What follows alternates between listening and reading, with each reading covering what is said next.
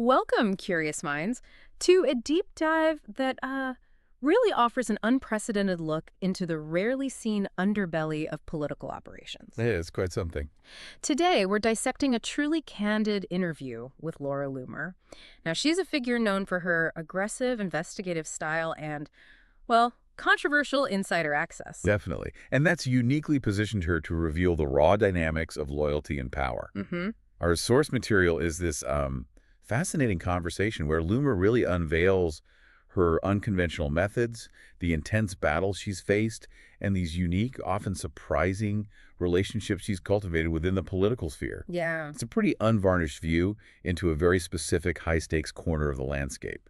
And our mission for you is to extract the most crucial insights from this deep dive. We want to help you understand the how and why behind her, let's say, controversial career. Right. And explore the complex dynamics of loyalty and power she describes, basically providing you with a shortcut to being truly well-informed about these behind-the-scenes machinations. Yeah. So let's jump right in and unravel her story. Sounds good. So Loomer's path into this world is genuinely unique. She didn't just, stumble into it. Wow. She started as an investigative journalist, accumulating 12 years of experience alongside grassroots political activism. This wasn't just a casual hobby for her. And a key to her entire operation, something she emphasizes, repeatedly, is the painstaking, long-term work of cultivating sources. Absolutely. She's been building this deep network since day one as a Trump supporter, even before that, continuously developing and nurturing these relationships over years. That dedication seems central to her access. That's a critical observation. Yeah. And what truly stands out in her early experience is how she became, well, in her own words, the canary in the coal mine for cancel culture. Right, she uses that phrase. Yeah. She recounts being completely canceled everywhere for years, shut down on multiple platforms. Her eventual comeback, specifically on X, Twitter, Thanks to Elon Musk. thanks to Elon Musk in 2022, yeah, that was a significant moment for her. Though she does note that other major platforms like Facebook and Instagram did not restore her original accounts, which she says were massive. Okay, thinking about her early career, we have to talk about her decision to join Project Veritas. Yeah, that at the big. This wasn't some gradual shift. She literally quit a job at a Fox News affiliate in Miami in 2014, and then just a month before graduating college, Gets kicked out. gets kicked out, all because of an expose she did on her own university. I mean, what does that single-mindedness tell us about the kind of person who, thrives in this intensely demanding world? It's an extraordinary level of dedication, right? Yeah. Truly putting her career way before her education at that point. Yeah. That commitment then propelled her into, 3.5 years as Project Veritas's lead embed undercover journalist. Embed, yeah. And her primary focus during that time was the Hillary Clinton campaign. Her tactics were incredibly involved. She claims to have used at least 5 different aliases and fake IDs to gain access. She'd aggressively volunteer, become a super volunteer until campaigns would, offer her positions, allowing her to get deeply embedded. And she claims to have uncovered some pretty shocking things during that time. For instance, she recorded Huma Abedin discussing how apparently every single Syrian refugee would be allowed into the United States. That claim was later mentioned by President Trump in a debate. Right, I remember that. She also claims to have documented discussions about the whole beg for forgiveness instead of asking for permission approach when illegally registering aliens to vote. Okay. And maybe most strikingly, an election supervisor in Manhattan allegedly admitting to busing people from various neighborhoods to commit voter fraud. That's a big claim. And what's truly fascinating here is her assertion about the campaigns themselves. The vetting, right? Yeah, the alleged lack of vetting processes, which allowed her to get so close to their operations. She describes it as shocking that they didn't do proper background checks. This isn't just a fascinating detail. It raises a critical question, about the inherent vulnerabilities of high-stakes political operations. Definitely. What does this reveal about the trade-off between speed, trust, and security in a fast-paced campaign environment? That's a profound point. It makes you wonder what other vulnerabilities exist. Right? Exactly. She also had some high-stakes personal encounters. She described Hillary Clinton as very cold, fake, even to her own staff, apparently. Okay. Bill Clinton, on the other hand, she found surprisingly personable and charismatic. But then she recounts this rather vivid anecdote. The photo. Yeah, the photo of her with him where his eyes are apparently looking directly at her chest, which she labels as pervert behavior. Right. So from a tactical standpoint, she explains the difference between smash and grabs, which were these quick, damning sound bites of style she claims she was the queen of at Project Veritas. She's a queen. And the longer-term operations, where she would be embedded for, like, an entire year. A whole year. Wow. Yeah. And she highlights the significant challenges of wearing hidden cameras. Says it caused such severe anxiety that many recruits ultimately failed or quit. I can imagine. You almost have to wonder, what level of mental fortitude does it take to sustain that kind of pressure day in and day out? Most people would probably crack. It certainly sounds incredibly stressful.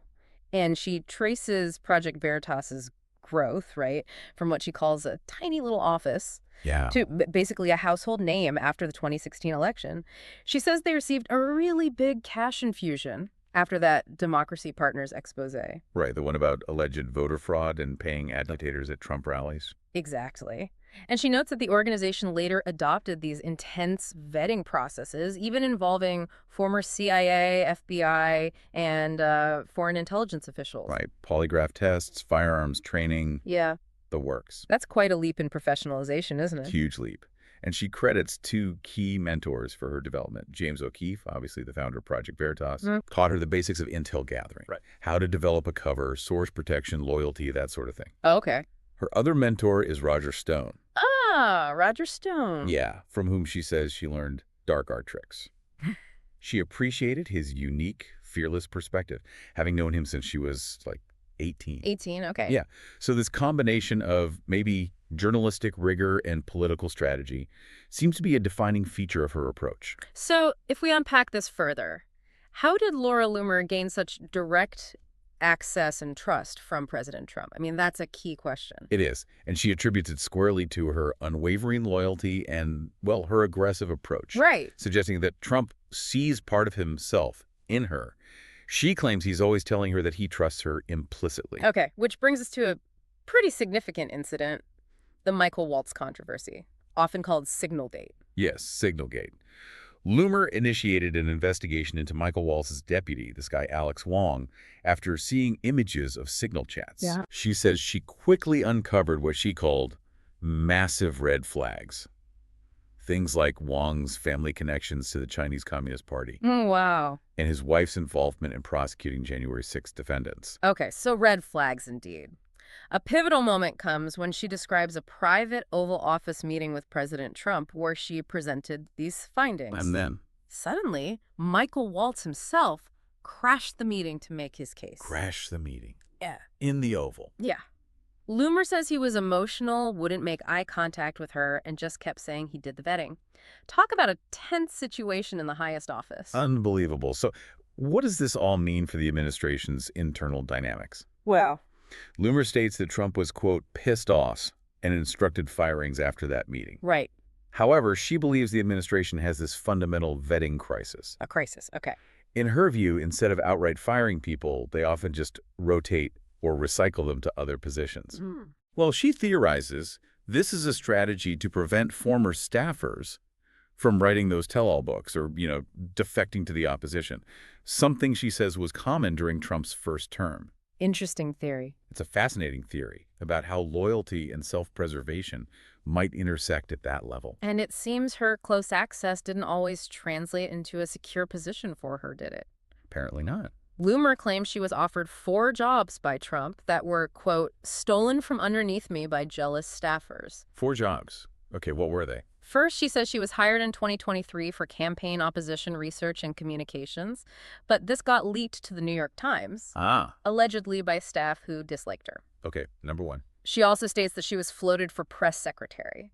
Trump reportedly discussed this opportunity with her on his plane. On the plane? Yeah, and even asked his staff for their opinion, which was later reported by the Daily Mail. So that added a layer of public scrutiny to those internal discussions. Gotcha. 2. Another alleged offer was for RNC research director. She claims Trump personally called Michael Whatley, the head of the RNC, told him to make her the research director. But Whatley refused. Refused? Why? Feared media backlash if she appeared on their FEC disclosures, the Federal Election Commission filings, the public finance records. Ah, the optics. Right. 3. Finally, she was supposedly offered a State Department advisor role on Panama. Panama. Okay, why? Loomer details how her reporting on what she described as a CCP invasion in the Darien Gap and Chinese influence near the Panama Canal directly influenced Trump's policy. Really? Yeah, even leading to a Truth Social post and Senator Marco Rubio getting involved based on photos she provided. She mentions this large sign at the Panama airport in Chinese lettering featuring the Bank of China. Wow. Which she photographed and sent to Trump and Rubio. It kind of highlights her direct impact on policy discussions, or at least her view of it. Okay, that's 4 potential jobs. Quite a list. Yeah. So we've explored her direct access within the Trump orbit. Now let's pivot a bit. From her battles for internal influence to how she navigated and sometimes ignited some of the broader, high-profile political conflicts. Okay. Starting with the DeSantis showdown. Ah, yes. Loomer shed some light here, revealing she knew of Ron DeSantis' presidential ambitions as early as 2021. Really? That early? Yeah, directly from a mega donor, just a couple of weeks after January 6th, she says. Okay, so she had early intel. This early intel then set the stage for her, let's say, calculated move to organize what she calls a rally, not a protest. Right, she's specific about that. At DeSantis' book signing in 2023, a security guard at the event was caught on video admitting he was told to make every Trump person leave, which Loomer presents as evidence of an orchestrated attempt to silence Trump supporters. She takes it further, too, right? Detailing accusations that DeSantis was using his book tour as a shadow presidential campaign to violate FEC laws. Yeah, and she even alleges Rupert Murdoch's role in securing the book deal specifically to financially assist DeSantis. Who she claims owns no car, no home. Right. That's her claim. So the aftermath of this confrontation, in her account, was pretty pivotal. How so? Trump himself called her, praised her actions, invited her to Mar-a-Lago, Okay. which she marks as the beginning of her closer access to his campaign. She explicitly states she does not trust DeSantis. Still. And views his current closer relationship with Trump as just an attempt to rehabilitate his political career, arguing he doesn't have a base outside of Trump's MAGA base on lease, as she puts it. MAGA base on lease. That's quite a phrase. It gives us a raw look at the shifting alliances and loyalties within that political landscape, you know? Definitely. Okay, next, let's look at the reported tensions between Elon Musk and Scott Bessent. A real clash of alphas, it sounds like. Yeah. Loomer describes alleged screaming matches and personality clashes, attributing it to too many alphas in the same room, basically competing for the president's attention. Right, and the specific incident she pinpoints as reportedly setting Elon off was Bessent's reassignment of Elon's IRS appointee without consultation, like just a day after the appointment. Wow, okay. That provides a glimpse into the high-stakes world of influence peddling and the delicate balance of power among these figures. So, given all this, Loomer believes that unification between Trump and Musk is probably not likely. Too much bad blood. Yeah, due to the gasoline poured on the fire from these conflicts, as she says. It suggests that even shared political goals can be overshadowed by personal rivalries. Interesting. Okay, shifting gears again to the Epstein scandal. Right. Loomer strongly criticizes Pam Bondi's role here, arguing she dropped the ball and was not the appropriate person to lead the investigation. Why? Because of a significant conflict of interest from her time as Florida Attorney General when Epstein was active. Okay, and she contrasts this with Alex Acosta's resignation from Trump's administration. Right. Because of his involvement in that earlier plea deal for Epstein. Exactly. She also highlights the controversial release of the Epstein memo, remember that, on a Sunday of 4th of July weekend. Yeah, weird timing. With no names signed. And her belief that Bondi was just playing an act for attention. Loomer identifies inconsistencies, like the case being closed while later they agreed to interview Ghislaine Maxwell. This raises questions about the thoroughness and transparency of the process, at least in her view. Sure. And Loomer acknowledges her defense of Trump on this matter. Yeah, she does. Stating that he never promised to release the files, only said he would take a look at it. And she views attacks against him regarding Epstein as basically a distraction. Right. Her perspective on how political narratives are controlled and diverted. Yeah. This raises an important question about political loyalty and accountability, doesn't it? Loomer argues that Trump has built many careers in conservative media. She names names. Citing figures like Candace Owens, Tucker Carlson, yet she describes him as too nice. Too nice. How so? giving a lot of people a lot of second chances, choosing not to nuke careers even after derogatory comments. Okay. She specifically mentions Tucker Carlson allegedly calling Trump a demonic force and his supporters cousin effers in private messages, Ooh. which Trump apparently never publicly retaliated for. What does this reveal about Trump's approach to managing internal dissent and maintaining loyalty, That's a fascinating insight into his leadership style, or at least her perception of it. What's equally fascinating here is Loomer's take on the current divisions within the Republican Party. Especially around the Israel-Hamas conflict. Right. She describes it as a very profitable industry capitalizing on Jew hatred. Fueled, she claims, by foreign interest, trying to fracture the Megal base as people pivot professionally and politically in a kind of post-Trump GOP. Wow, that's a cynical take. It's a cynical yet potent insight into how political divides can potentially be exploited for strategic gain, far beyond just ideological differences. Okay, let's talk about Nick Fuentes. She has a complex relationship with him. Very complex. Despite disagreeing with his views on Jews and Israel, she says she defended his right to free speech. Even losing donors over it? Yeah, losing donors in the process.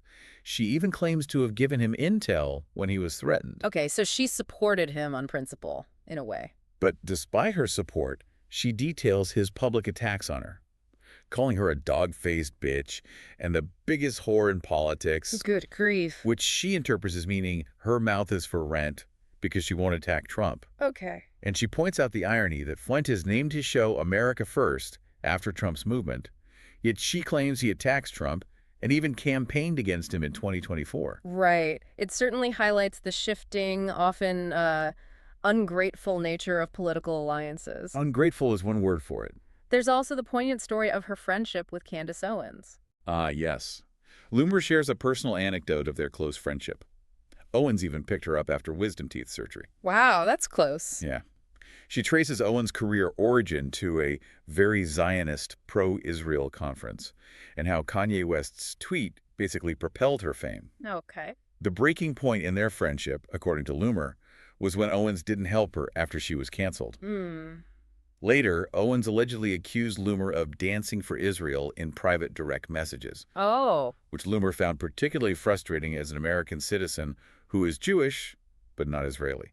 This really brings home the personal cost of these public political battles, doesn't it? It really does. And Loomer reflects quite candidly on the difficulty of having true friends in the very competitive industry of politics. Yeah, it sounds tough. She shares a saying that people want to see you do well, but they never want to see you do better than them. Oof, that's rough. This, she says, is why she finds such loyalty in animals and is deeply involved in animal rescue. Owns 4 dogs. A striking contrast to the human political world she inhabits. Totally. On a more personal note, Loomer recently disclosed being in a serious relationship. Oh, yeah. With a non-political partner whom she met on an airplane. Met on an airplane. Wow. And she told him up front that President Trump's campaign comes first, a priority her partner has reportedly accepted with patience. That speaks volumes about her dedication, I guess. Yeah. She also shares her personal aspirations, for marriage and children, and her belief that her cancellation really stunted her career and potentially stole opportunity and stolen potential from her life, impacting her personal timeline for a family. That's heavy. It's a reminder of the far-reaching impact of these intense public battles beyond just the politics. Absolutely. So you've just taken a deep dive into the raw, often unforgiving world of investigative journalism and political power through Loomer's lens. Yeah. We've seen how one individual navigates these intricate networks, faces down cancel culture, operates at the very heart of political conflict. Right. Providing a unique perspective on concepts like loyalty, vetting, ambition. So what does this all mean for you? Listening in. In an era where information can be weaponized and loyalty is, well, a rare commodity. Consider this. How much does the personal character and the unvarnished ambition of those behind the scenes truly shape the public narratives we consume? And how does that affect our own ability to discern truth and influence? Yeah. Something to think about.